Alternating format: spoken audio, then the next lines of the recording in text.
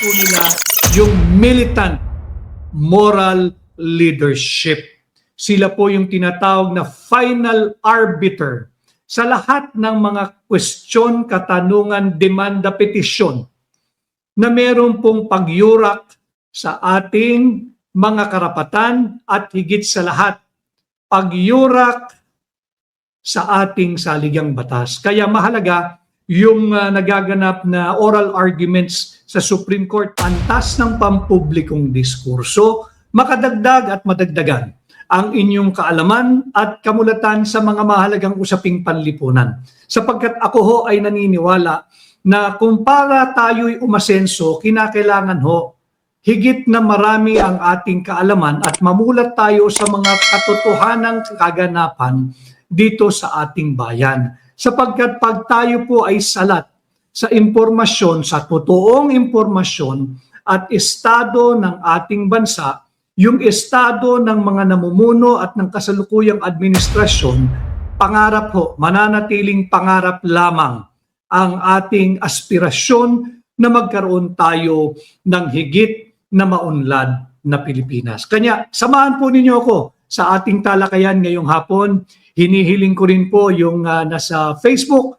Patuloy po sana kayong mag-comment, mag-react, mag-like. Importante po yung pag-share ninyo para makalabas po tayo sa tinatawag nilang shadow ban na hindi po nagno-notify sa napakarami na ho natin at higit pang lumalaking bilang ng mga followers. So yun na sa Facebook, ang hiling ko po, sana'y mapagbigyan ninyo. Patuloy po kayong mag-share. Importante po yung pag-share, pag-like, pag-react, pag-comment, and syempre pag-follow. At tungo po tayo sa YouTube. Congratulations po sa inyo. Ako po ay bihikulo o instrumento nyo lamang. Meron na po tayong mahigit sa 50,000 subscribers sa YouTube. At yan po ay dahil sa patuloy ninyong pagtangkilik at pagsubaybay. Kaya naman, ang akin pong hiling, ganun din no yung mga nasa Facebook, baka pwedeng suportahan din ninyo yung ating YouTube channel. At yung mga nasa YouTube naman ay patuloy ho kayo na mag-like, mag-react, mag-comment, mag-share. Importante ho yung share at mag-subscribe. Ano? Sinisikap kong basahin lahat at nakikita ko naman sa comment na yung iba di really very appreciative na binabasa ko po yung inyong comment at sinisikap ko pong sagutin kayong lahat. Ano? And speaking of, meron lang pong nagpapabati nung last live natin si Rodolfo Valero ng Balagtas Heights, Santol, Balagtas, Bulacan. Sabi ni Rodolfo Valero ng Balagtas Heights, Santol, Balagtas, Bulacan, pa-shout out po. We still remember your visit here last year, Sir Vic. So shout out to Rodolfo Valero at lahat ng mga taga Balagtas Heights at Balagtas, Bulacan. Marami pong salamat sa inyo. Ganon din si Samuel Monino. Samuel Monino, shout out from Ormoc City, Leyte. Shout out kay Samuel Monino from Ormoc City, Leyte. Yan po yung mga una nating binabati. Sa mga nauna naman ho ngayon, batiin lang ho natin si Rose NV, si Susan Padin, at Marivic Nepomuceno, watching si Marivic Nepomuceno from Dubai, si Vic Delian, si Mile Terrific, watching from California, si Galaxy, kanina pa siya, waiting patiently po, Attorney Vic, thank you, Galaxy, si Fidel Jr. Antonio, at Jobeth, laban lang, Attorney Vic, si Thoby Benedict, si Emma Rivadenera Kulala from Italy, at si Monette Bonacruz, watching from Rome, Italy. Ang dami ho nating mga nakasubaybay ngayon mula sa Rome, Italy. Siyempre, hindi papahuli ang Hong Kong, si Michelle Samlil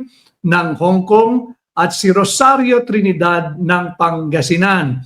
Sinisikap ko pong batiin kayong lahat sapagkat ito pong channel na ito ay wala po ito ngayon dito kundi po dahil sa inyo. Ito po'y pahina ninyo. Ako lamang po ang inyong representative o representasyon. Ako lamang po ang inyong boses. Ako lamang po ang inyong behikulo. Pero itong Tinig Maisog, sa inyo po ito. Si Annie Wing watching from Hong Kong. At Annie Wing, maraming salamat. Si Maria Santa Humphrey ng Middle East. Ang dami rin taga Hong Kong ha. At Jazz77 official or at Jassy77 official from Hong Kong. At ganun din si at Marie Chris Menchaca watching from Bataan. Habol ko lang mo ito, ang dami. Maraming salamat yung mga kababayan natin sa Hong Kong. Mabuhay po kayo. Si at Danggoy, hi Attorney Vic, watching from Hong Kong. God bless you po. May God bless you too at Danggoy, watching from Hong Kong. At si Maricel Portes. Meron din, syempre, from Singapore. Si at Galaxy, lagi yan, from Singapore. And si Gideon Pontanes watching from the Kingdom of Saudi Arabia at si Cherry A. Destura watching from Digo City, Davao del Sur. Speaking of Digo City, Davao del Sur or Davao del Sur, layo tayo ng konti. Nais ko lang batiin ang aking kaibigan na nagdiwang ng kanyang kaarawan kahapon, si Kapitan Jeric H. Bukol. Kapitan Jeric H. Bukol, happy birthday muli sa iyo kahapon at pagpatuloy mo yung uri kalidad ng serbisyong ipinamalas ng iyong kapatid si dating Kapitan Dodong Bukol. Maraming salamat sa inyo. So ito po yung ating pamagat ngayong hapon. Supreme Court, the unbreakable guardian of the Constitution. Sapagkat marami hong nagtatanong, baka raw pwedeng magbigay ng update sa nangyari kanina dyan sa Korte Suprema yung oral arguments. Unang-una, nais ko pong kilalanin si Senior Associate Justice Marvic Leonen. Maisog, matapang, courageous. Kahit siya ay inaatake, lumalabas yung kung ano-anong media operation laban sa kanya ng isang nagngangalang Charlie Manalo na operator daw ng media. Kilala naman natin kung ano karakas niyan. Matapang pa rin ang naging pagtatanong ni Senior Associate Justice Marvic Leonen.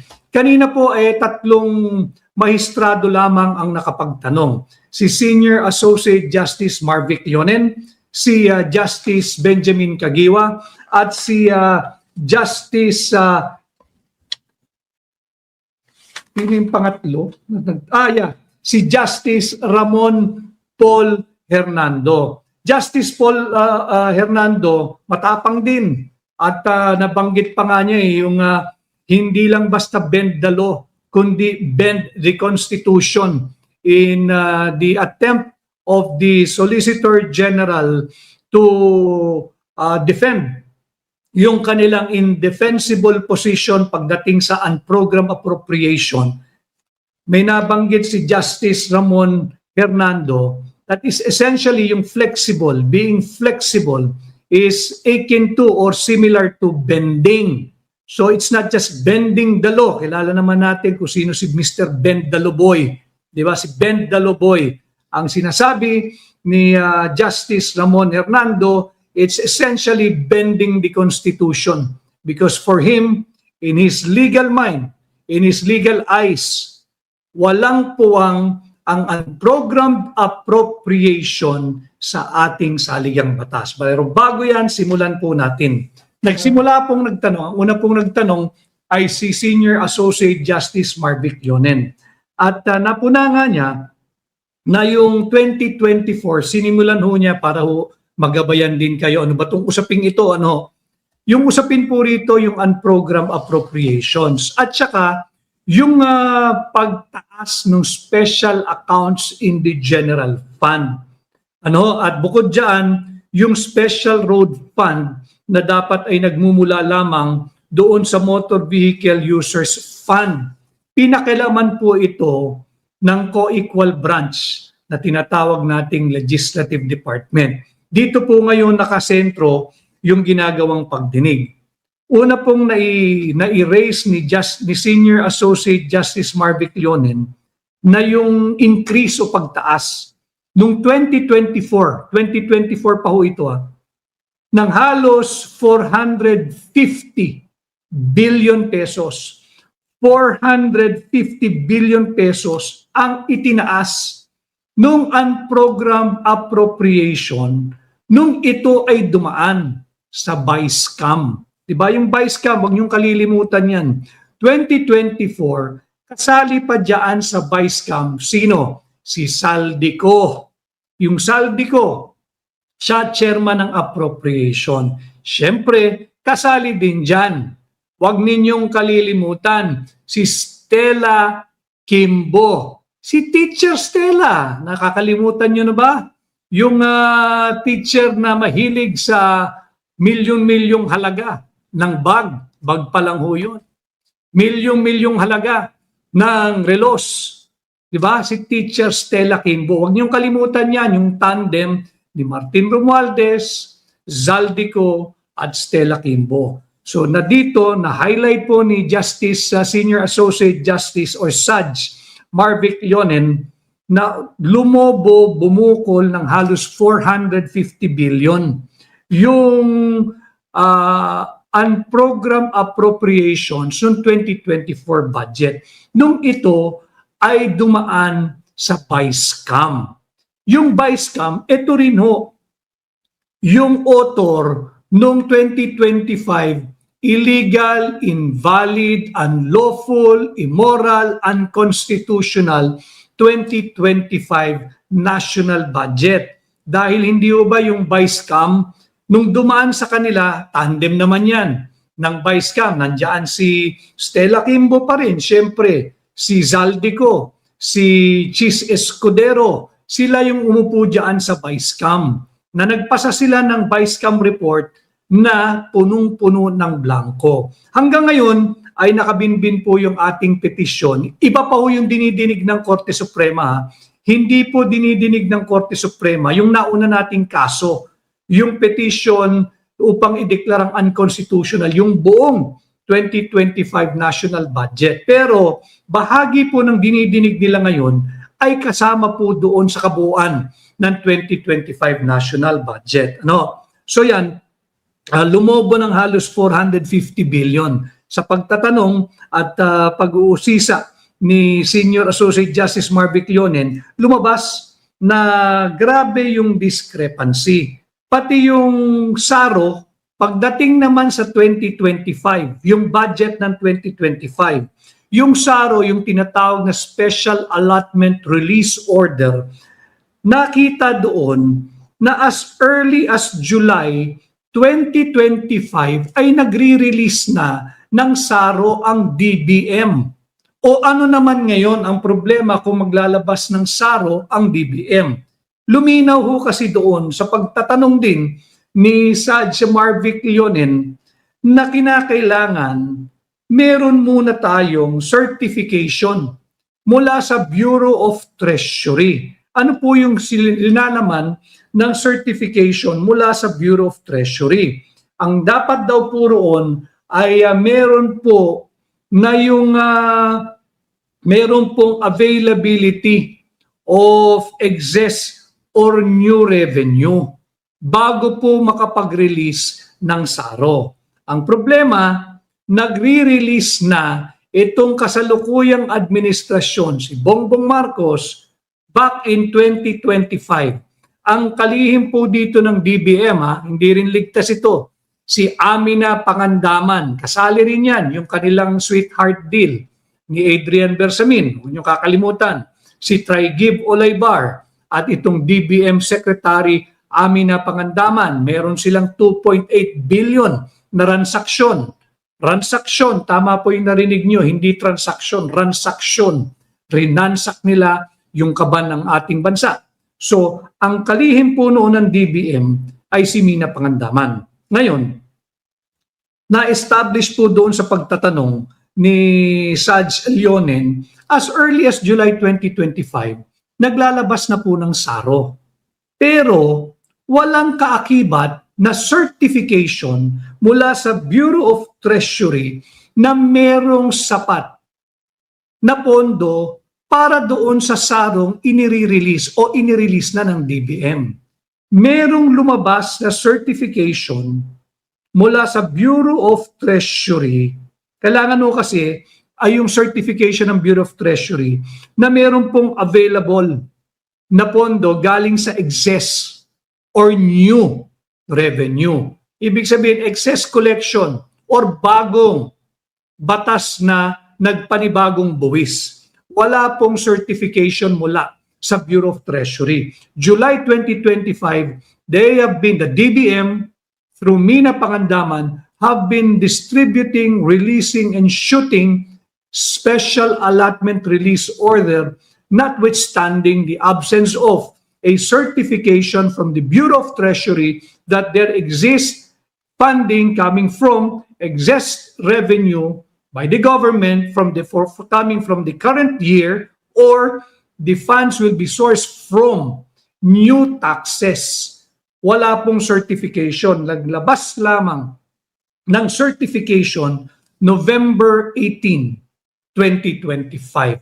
Marami pong salamat sa mahigit halos magwa 1,500 live viewers po natin. Please, patuloy po kayo na mag-like, mag-share, mag-comment, mag-react, at mag-subscribe. Importante po yung share.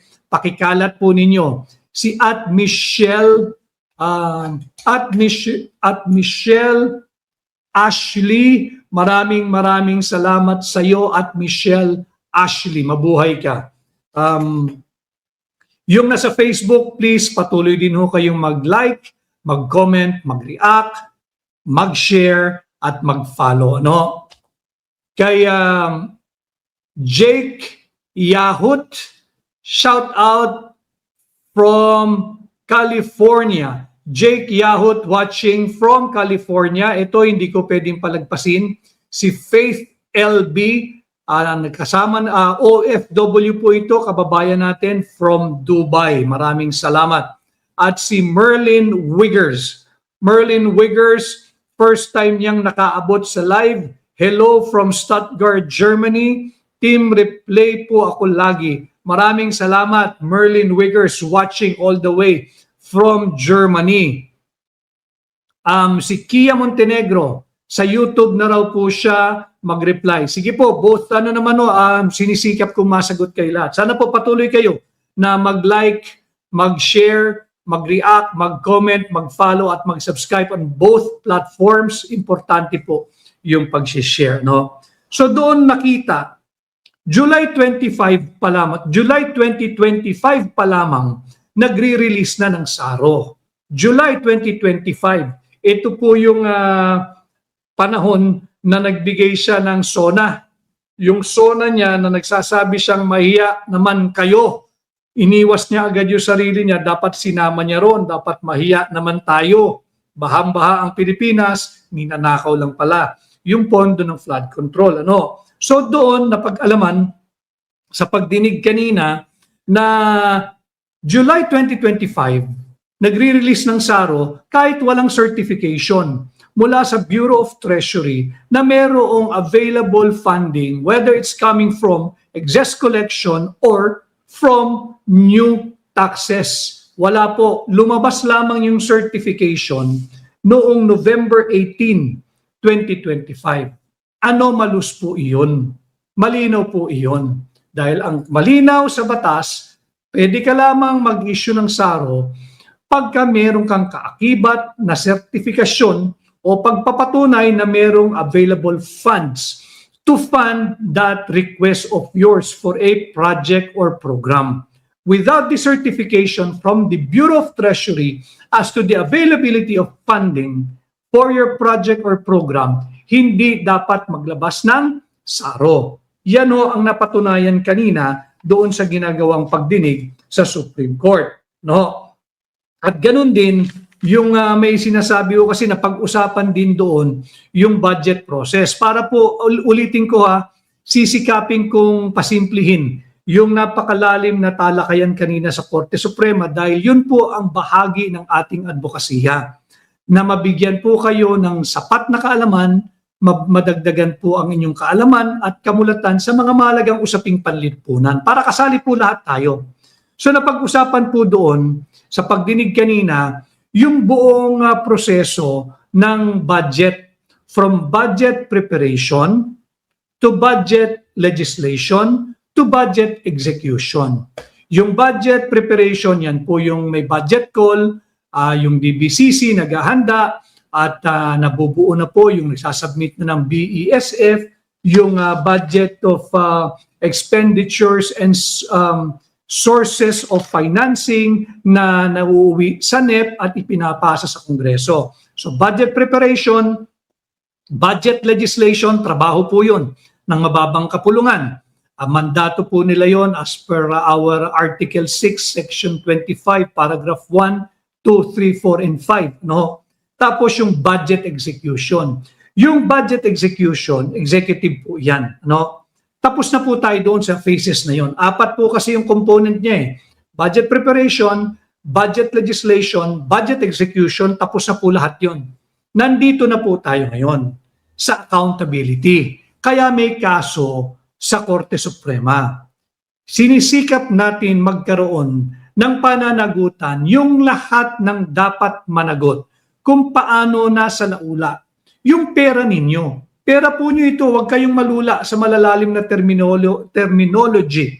Sisikapin ko po sa abot ng aking makakaya, pasimplihin yung usapin dito sa budget na ito.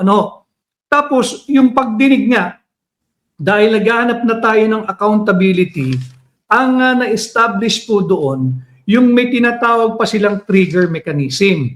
Kasi nga po, hindi ba last year pa pinag-usapan na natin na yung unprogrammed appropriation, maaari mo lamang i-execute or implement yan, yung mga programs and projects under the unprogrammed appropriation kung meron ka ng certification mula sa Bureau of Treasury na merong pondo. Coming from where? Coming from the excess non-tax revenue collection. Ano po yun? Yung mga lisensya ng nagmamaneho, motorsiklo, truck, driver, tricycle, lahat po kumukuha at nagre-renew. May bagong lisensya, may renew, nagre-renew. So yun po yung mga bahagi ng non-tax revenue collection, pati po yung mga processing fees sa Bureau of Customs, non-tax po yun. So kung meron sobrang collection, pwede gamitin yung unprogram. Pwede rin kung merong new revenue or tax measures na in-implement or meron tayong bagong pagkakautang, doon ho gagamitin yan. Subalit, yun po yung tinatawag na trigger mechanism. Ibig sabihin, maaari lamang magamit yung unprogrammed appropriations kung meron na. Yung tatlong nabanggit natin, merong sobrang koleksyon, may bagong buwis na makakakolekta ka o may bagong pagkakautang. Bagamat, yun po yung trigger mechanism na pag-alaman din po sa napaka-maisog na pagtatanong, napakatapang, napaka-precise, napaka-pointed, napaka-accurate, at very incisive and analytical yung presentation at pagtatanong ni Senior Associate Justice Marvic Leonen. Ang sinabi niya, halimbawa, meron excess collection. Halimbawa, meron na. Merong programmed at unprogrammed. Hindi ba't marapat unahin mo na lagyan ng pondo yung program appropriation, yung mga projects and programs na nakalagay doon sa program appropriation.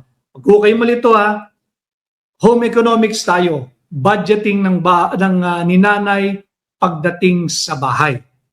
Sa bahay, yung sahod tuwing kinsenas at katapusan or a GIS or a 20 o tuwing kulingguhan ang sahod, binabudget ni nanay. Ano yung nasa program appropriation? Yun po yung bill ng kuryente, bill ng tubig, bill ng internet, yung mga pang-grocery, yung baon ni Totoy at ni Nene, yung baon ni tatay at ni nanay kung nagtatrabaho, at yung kaunting savings sana para kung may magkasakit, merong mahuhugot si nanay at si tatay. Yun po yung program appropriation. Ibig sabihin, yung mga necessary expenses of the family. Ano naman yung unprogrammed appropriation? Ito po yung once a week na kakain sa labas, once a week na manunood ng sine, once a week na mamamasyal sa labas ng Metro Manila kung kayo nasa Metro Manila, o kaya kung medyo maluwag-luwag yung pamilya, once a month or once every quarter or once a year na babiyahe whether sa probinsya or outside of the country. Yun yung unprogrammed. Saan lang tayo kukuha ng panggasto sa hindi necessity sa bahay?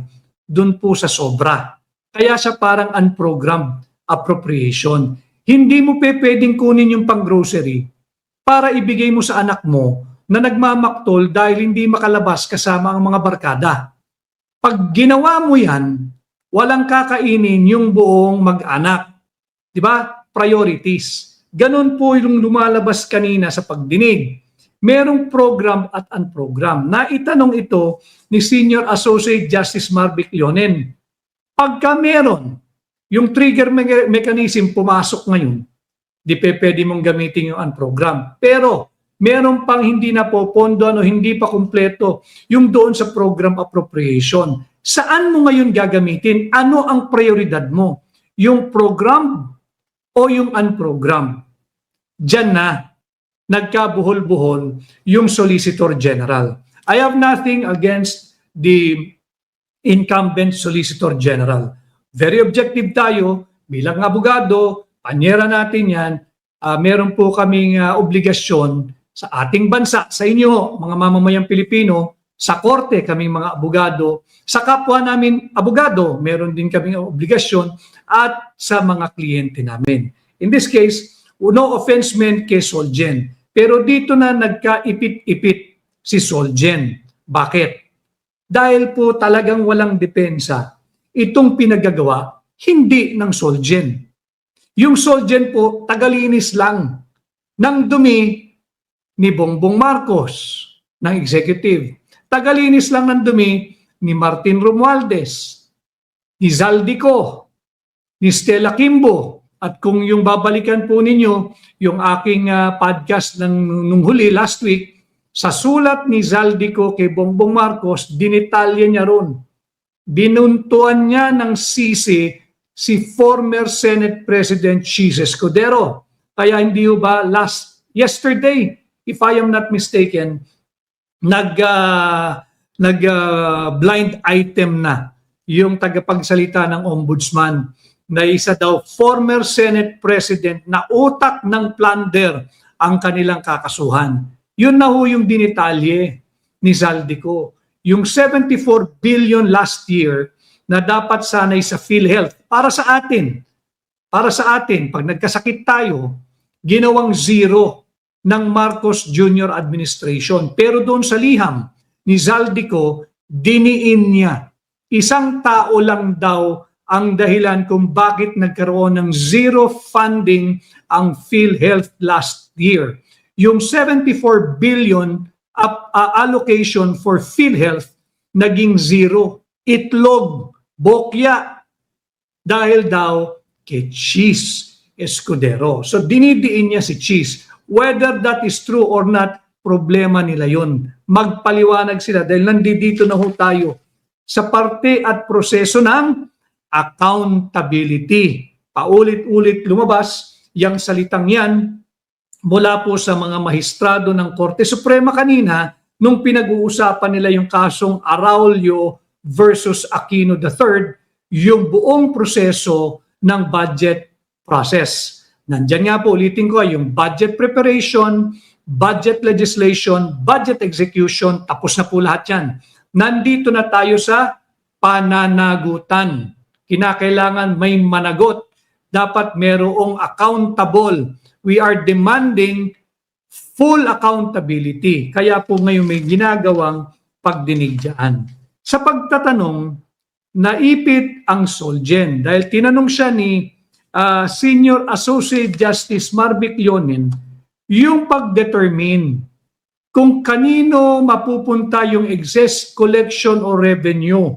Hindi ba't yan kinakailangan ng pahintulot, approval ng Pangulo? Ni Bongbong Marcos, itinanggi ng Solgen.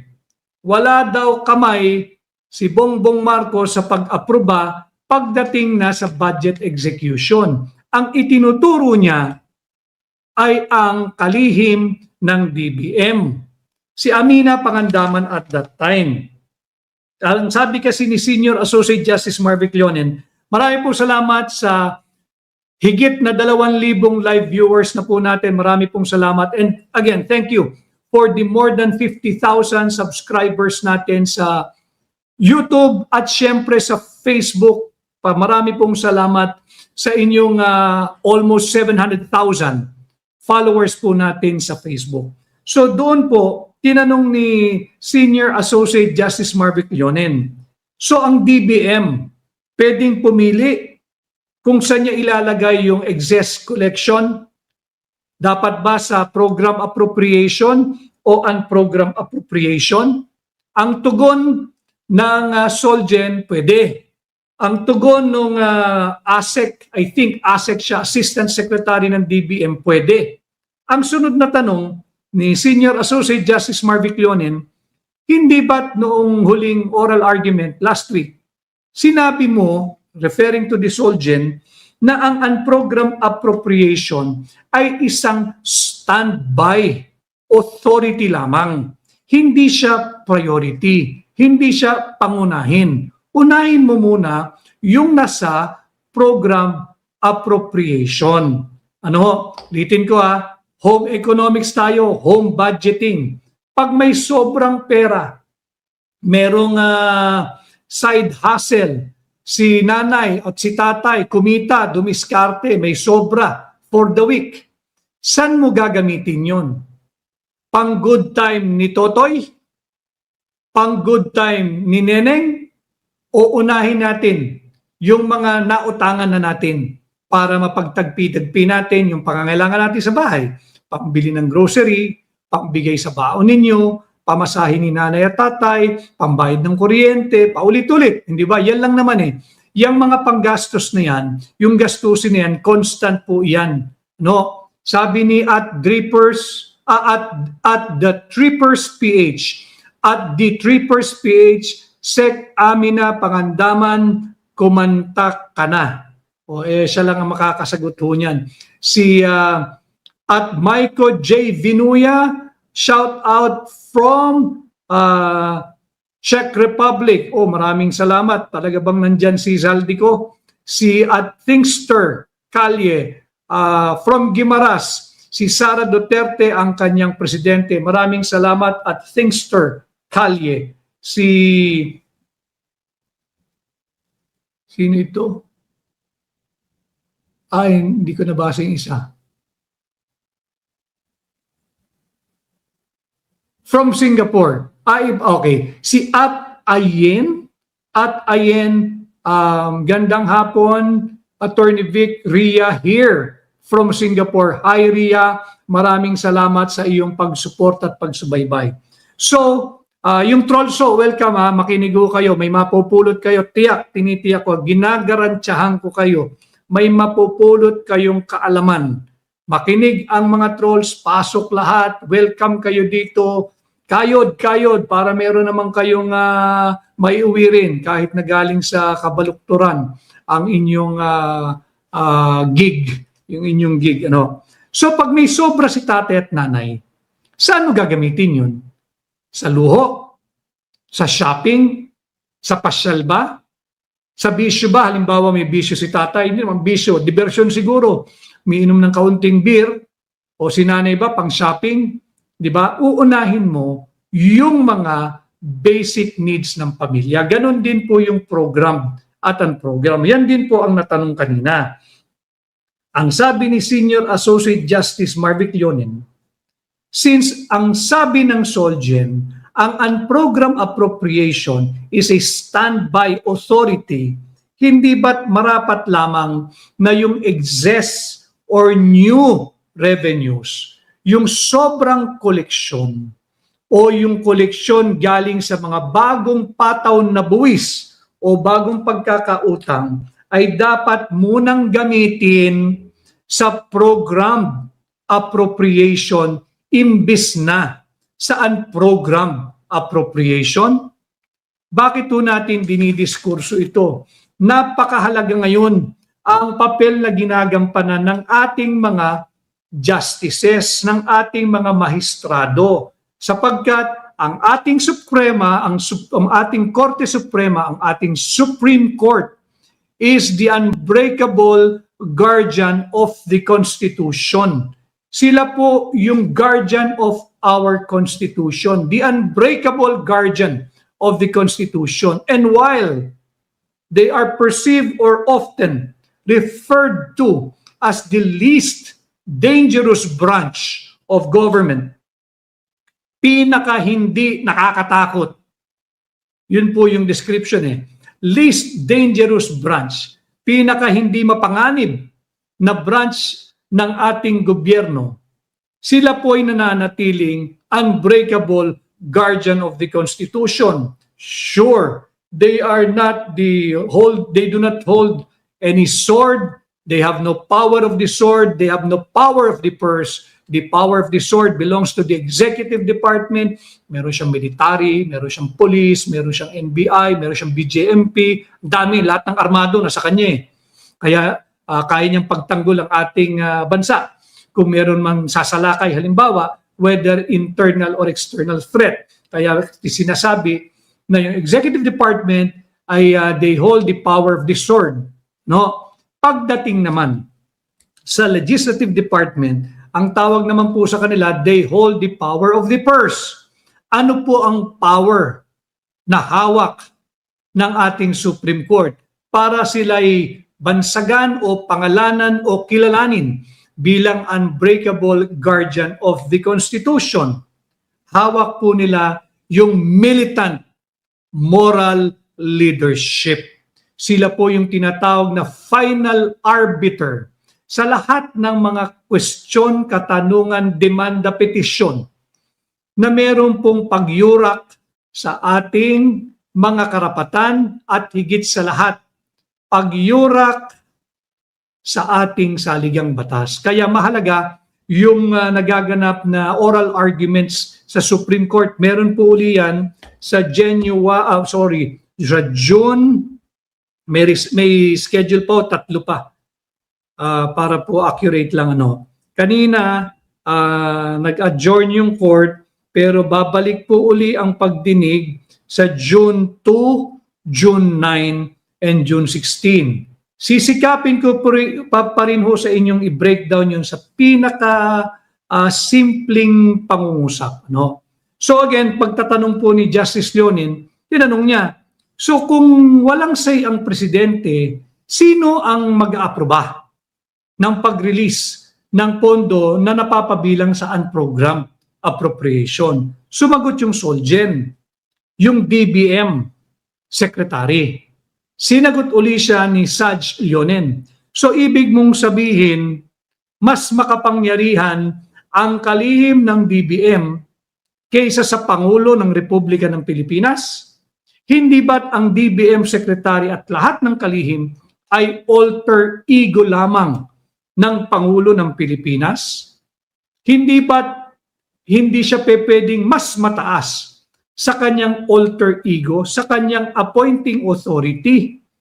Kaya bang i-overrule ng DBM Secretary ang Pangulo ng Republika ng Pilipinas? Pagkat alam mo ninyo, kailangan sagutin iyon at maklarify yon. Dahil kung susundin natin yung assumption na ibinibigay at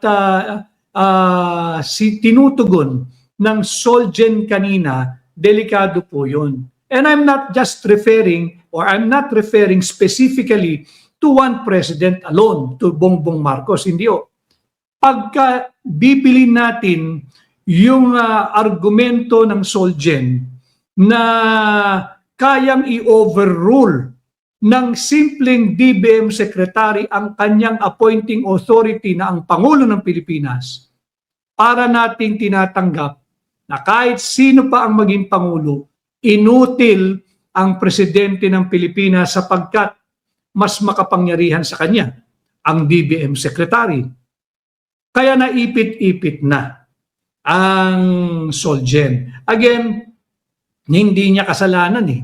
Siya lang ang naglilinis ng dumi ng Executive Department at ng Legislative Branch of Government. At linilinis niya yung dumi na dinatnan na lang niya nung siya ay naging Solgen.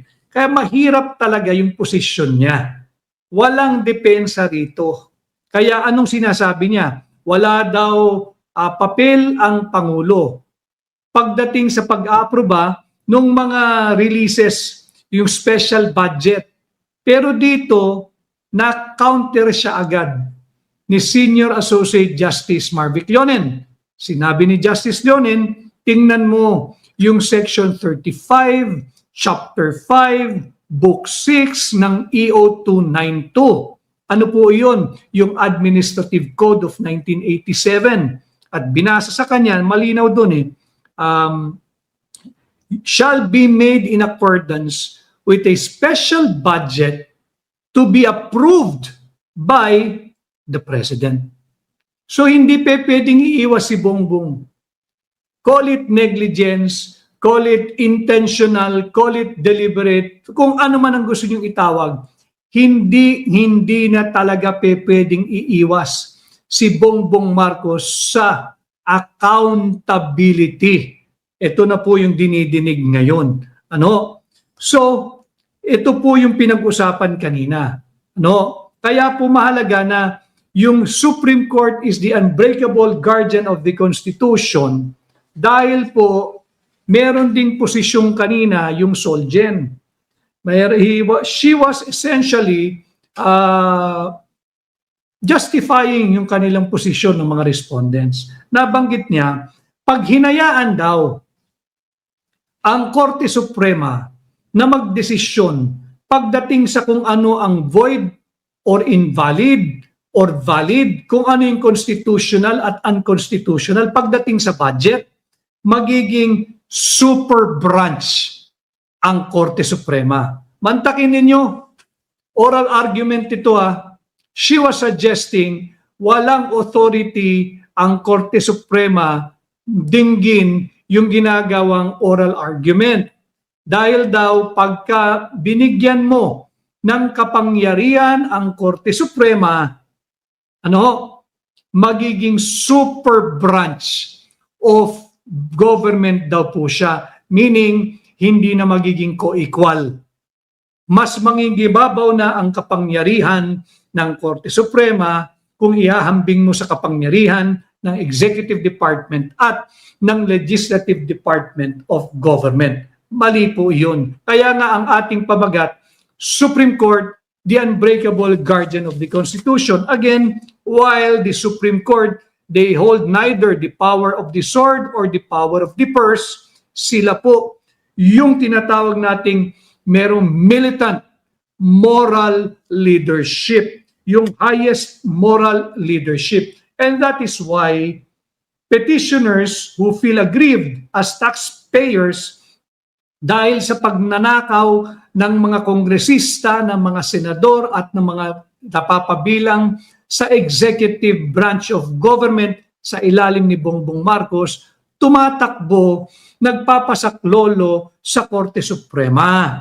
Sapagkat sila po yung kinikilalang unbreakable guardian of the Constitution, the final arbiter. Yan po, malinaw po iyan. Bagamat sila yung tinatawag ang Korte Suprema yung least dangerous branch. Again, because wala silang power of the sword, wala rin silang power of the purse. But they have the militant moral leadership and they are now exercising and asserting their role in our country, in the community, as the unbreakable guardian of the Constitution. Why is this even important? sapagkat po bukas magpapatuloy na naman yung pang-aabuso sa proseso ng mababang kapulungan. Patungkol dyan sa huwad, nagsimula sa huwadcom, ngayon naman huwad na impeachment complaint laban kay VP Inday. Marami na pong naka-file na petisyon at napapanahon na. And I hope the Supreme Court will once again exhibit that highest moral leadership, that militant moral leadership. Yung kanilang papel, gampanan nila bilang the unbreakable guardian of the Constitution. Pigilin yung nagaganap na paglabag sa due process and equal protection clause of the Constitution. Guaranteed po yan, Article 3, Section 1 of the Constitution. And being the unbreakable guardian of the Constitution, many petitioners are once again, including me, I'm one of the petitioners who filed the petition for certiorari and prohibition, asking the Supreme Court to please allocate constitutional boundaries dito sa ginagawang wala na, limitless na eh. Parang unprogrammed appropriation din ito eh. Buffet, smorgasbord, eat all you can, hanggat hindi ka nabubulunan. Ganyan ang ginagawa nila sa huwad na pagdinig, diyan sa huwad na impeachment complaint, gamit ang huwad na testigo laban kay Vice President Inday Sara. And we are once again hoping that the Supreme Court will not allow itong blatant, masyado ng garapal na paglabag or bending of the constitutional order. Kaya mahalaga po yung pagdinig na ginagawa kanina at yun nga, binanggit pa ni Justice Ramon Paul Hernando yung kanyang ihuwa. I hate unprogrammed appropriation. Malinaw po yun. Very emphatic yung naging pahayag ni Justice Ramon Paul Hernando. Ang sinabi niya, I hate unprogrammed appropriation. In fact, he is not even impressed with the use of the word flexible or flexibility by the Solicitor General because to his legal mind, pag sinabi mong flexible, that is equivalent to bending. When you bend the law, you bend the Constitution. Pagka ganyan, masama ang lalagyan at kalalapagan ng ating bansa. Binanggit din niya yung kanyang frustration dahil nga walang puwang ang unprogrammed appropriation sa ating saligang batas. And in the orderly working of any normal society, wala itong unprogrammed appropriation. Case in point, binanggit niya yung subway, yung Metro Manila Subway Project. Meron pong ilang segment niyan dapat tatakbo na bago matapos ang termino ni Bongbong Marcos. Anong ginawa ni Bongbong Marcos? Back to 2025 GAA. Tinanggalan ng pondo yung Metro Manila Subway Project. Tinanggalan ng pondo yung para doon sa PNR, yung biyaheng Bicol sana, yung North and South Commuter Rail, tinanggalan ng pondo. Inuna yung unprogrammed appropriation. Anong resulta sa Metro Manila Subway Project? Delayed na ito ng 5 taon. Imagine ninyo, tinamaan tayo nitong gulo sa gitnang silangan sa paglusob ng US at Israel sa Iran. Malayo sa atin pero tagos hanggang basag ang ating mga pinggan dahil sa tuloy-tuloy na pagtaas ng produktong petrolyo. Kung hindi ginalaw yung mga pera para sa program appropriation at hindi inilipat sa unprogrammed appropriation, again, priorities. Sana makakaramdam tayo kahit paano ng kaunting lunas. Lalo na yung araw-araw na commuters, yung araw-araw na mananakay. Imagine ninyo, kung tumatakbo na sana yan, malaking ginhawa. Hindi na kinakailangan magpa-diesel, magpa-crudo, magpa-gasolina. Pero inuna yung luho. Luho po yung unprogrammed appropriation. Corruption yan eh. Diyan nila dinala yung para sa flood control project, SIM scam. Remember, huwag niyong kalimutan yan. Yan pa rin ang issue. Hanggang ngayon, laya si Martin Romualdez. Merong release kanina, hininto daw yung eroplano ni Martin Romualdez, hindi pinayagang makalipad at magtungo si Martin Romualdez sa Singapore dahil meron pa raw siya nasa lookout bulletin. Bullshit po yan. Matagal na dapat kinasuhan yan. Pero hanggang ngayon walang kaso.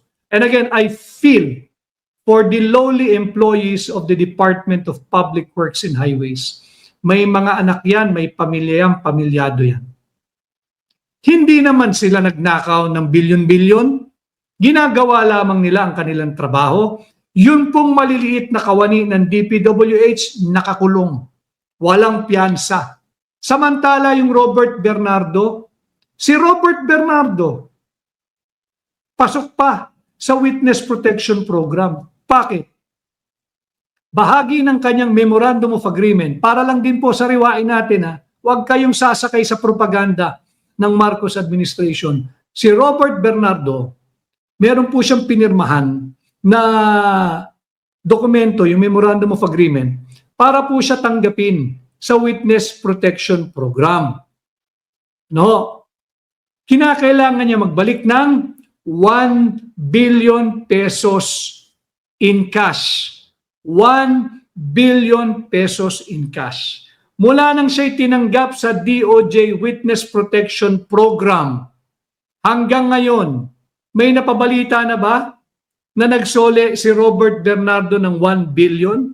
Kung hindi niya isinusoli yung 1 billion na inaamin niyang ninakaw niya, why are we even giving him protection? Nasa WPP yan eh. Pag nasa WPP ka, may security ka pa. Provided ng gobyerno. Nagnakaw ka na, bantay sarado ka pa. Saan ka nakakita nun? Katangi-tangi, Marcos Jr. administration lang. Ano? Yan ang isang katotohanan na dapat paulit-ulit natin pinag-uusapan. Nagnakaw, 100 bilyong piso. Nangako, magsosoli ng barya. 1 billion, barya ho sa kanila yan. Sa dami ng ninakaw nila, trilyon-trilyong piso. 1 billion part of his agreement with the DOJ that is going to return 1 billion pesos in cash in exchange for his admission into the WPP or Witness Protection Program of the DOJ. Wala pang ibinabalik na 1 billion si Robert Bernardo.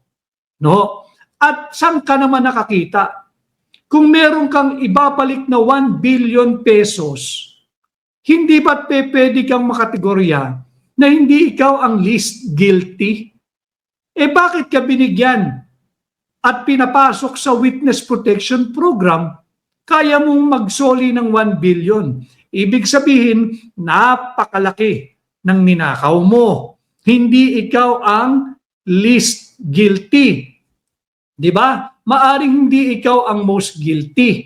Ano? Pero hindi ka papasok doon sa kategorya na ikaw yung least guilty.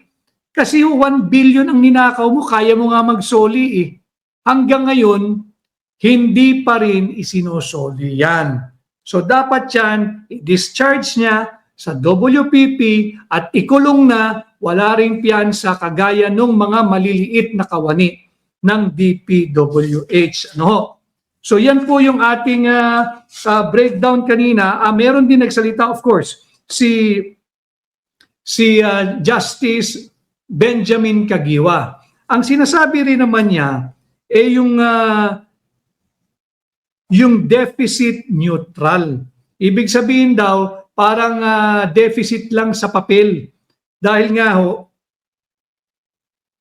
pero ang sabi ni Justice Caguioa, hindi pwede maging deficit neutral yung unprogrammed appropriation.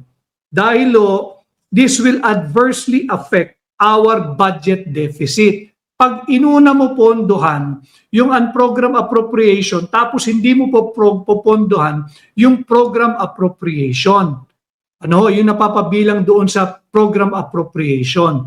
Uunahin mo yung unprogram dahil meron daw sobra doon sa mga specific items in the budget. Sinabi ni Justice Kagiwa, hindi yan ang interpretasyon doon sa Araulio versus Aquino III. Ang sinasabi ng ruling ng Korte Suprema doon, titingnan mo yung buong budget sa kanyang kabuuan. Hindi mo pwedeng parang Lego, kakalasin mo pira-piraso. At pag may sobra ka doon sa isang piraso, ititingnan mo yun na surplus. Kundi raw magkakaroon tayo ng tinatawag nila na artificial revenue surplus. Pag ganun ang ating pananaw sa budgeting. Again, ipit na ang Solgen. I have nothing against the Solgen. Talaga lang mahirap ang posisyon ng kanyang ipinaglalaban sapagkat dumi po yan eh. Dumi yan ng ibang tao na dinatnan na lamang niya dyan.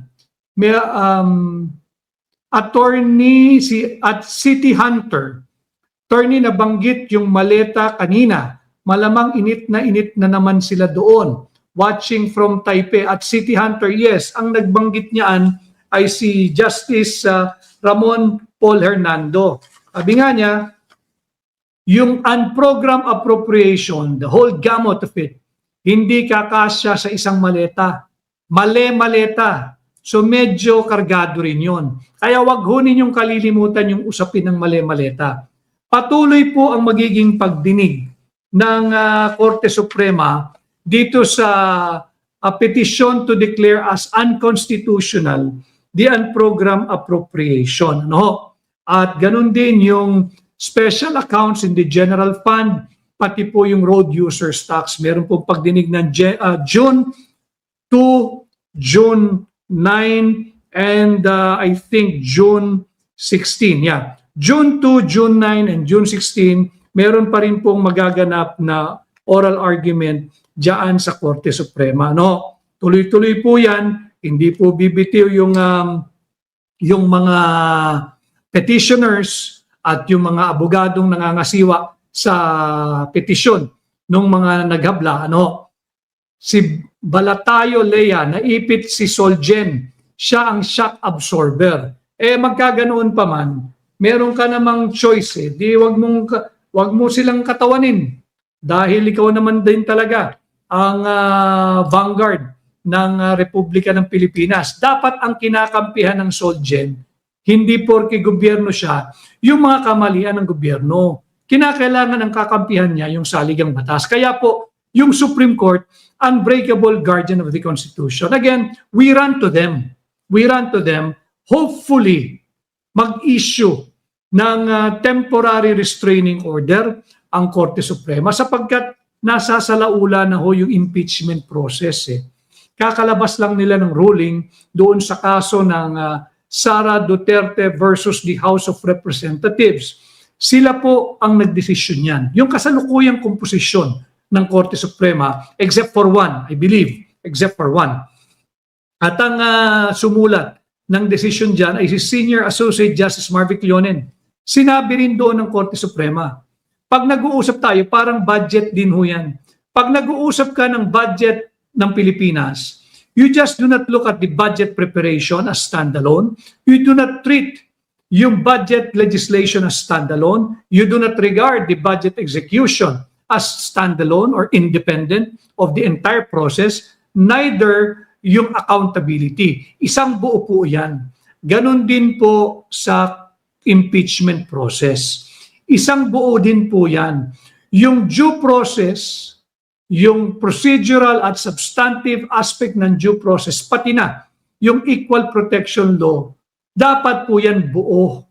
Hindi lang tinitingnan yung impeachment complaint, kung sufficient in form and substance, hindi lang po tinitingnan kung may personalidad ba o may standing, kung tawagin sa korte, yung naghahabla o yung nagdedemanda, yung endorser, tinitingnan din po yung kabuuan. Meron pong nagaganap na paglabag sa ating saligang batas. That is why we run to the Supreme Court, them being the institution who is the unbreakable guardian of the Constitution. Sana aksyonan din nila agad. Yung TRO naman, hindi pa naman yan permanent. Isyuhan muna ng TRO, magpatawag ng oral argument at doon dinggin yung mga argumento ng petitioners at nung respondent, yung Committee on Injustice of the House of Representatives. Pag napakinggan ho ninyo kanina yung pagdinig, talagang sakit sa ulo na. Perwisyo na ho ang House of Representatives. Wala na itong ginawan tama. Kung hindi political persecution, rinirape ang ating kaban ng bansa.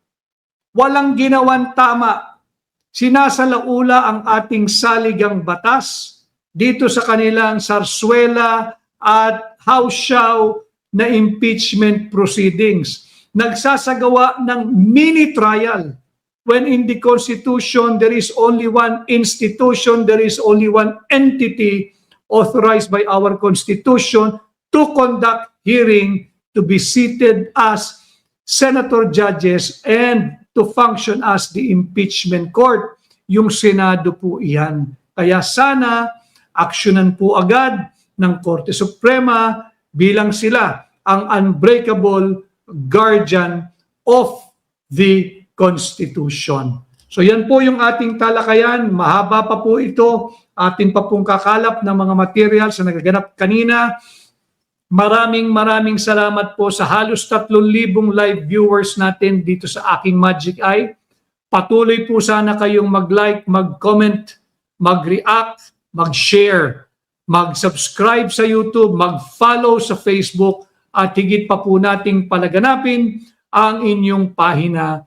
Again, ang ating pong layunin, maiangat ang antas ng pampublikong diskurso upang mahigit nating mamulat at mabigyan ng sapat at tama at napapanahong kaalaman ang mga ordinaryong Pilipino para lahat tayo kasali sa paghubog sa higit na mabutit maunlad na Pilipinas. Hindi po tayo unlad kung paulit-ulit na lang nasalat ang ating kaalaman. Sana o sa inyong sa inyong pagsuporta at panonood sa inyong pong pahina. Ako lamang po ang tinig ninyo ay mabigyan ko po kayo ng tamang gabay na makabuo kayo ng inyong opinyon, kuro-kuro at matapang na paninindigan. Hindi po kinakailangan kahalintulad o sang-ayon sa aking opinyon o kuro-kuro o paninindigan kahit po magkasalungat. Ang importante, alam ninyo, ang tunay na nangyayari sa ating bansa sapagkat ikaw, ako, lahat tayo, Pilipino, lahat tayo dapat ay may say kung saan patutungo ang ating bansa para po masiguro natin na mabigyan natin ng higit na mabuting kinabukasan ang ating mga kabataan dahil obligasyon natin sa kanila na masiguro na meron pa silang dadatnan na bansang Pilipinas na higit maunlad sa ating tinatamasa sa ngayon. Muli maraming salamat sa inyong pagpapahintulot. Nasamahan ko po kayo. Maraming salamat. Yung mga trolls, salamat. At sana ay may napulot kayo na dagdag kaalaman o aral sa ating live ngayon. Sa inyo po lahat, maraming salamat sa muli po nating pagsasama. Ako po muli, si Attorney Vic Rodriguez, ang ating title, Supreme Court, the Unbreakable Guardian of the Constitution. Please, sana pakinggan ng Korte Suprema ang iyak, ang daing, ang hinagpis